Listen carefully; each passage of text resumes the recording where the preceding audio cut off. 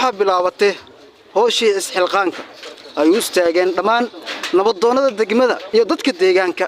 haddaba taliyaha aagga Buundiyere Axmed Tahliil Axmed ayaa idan iyo fasax u siiyey nabadoonnada inay howshooda si amni ay ku wadan karaan, sidoo kalena u hambaliyey uguna boogaadiyey howshan ay u istaageen in ay isku xilqaamaan.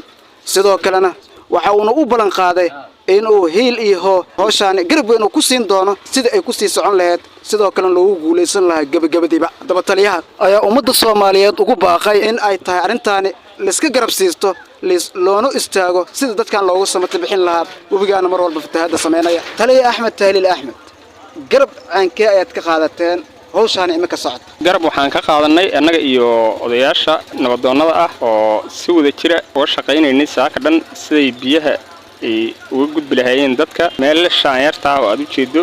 qoyskii koowaad ayaan ku guuleysanay inay si maaragtay ay dadku maanta uga gudbaan biyaha. sidoo kale waxaan ummadda Soomaaliyeed ugu baaqayaa qof walba inuu kaalin muhiim ah ka qaato hawshan socota ee isxilqaanka ah intii karaankiisa.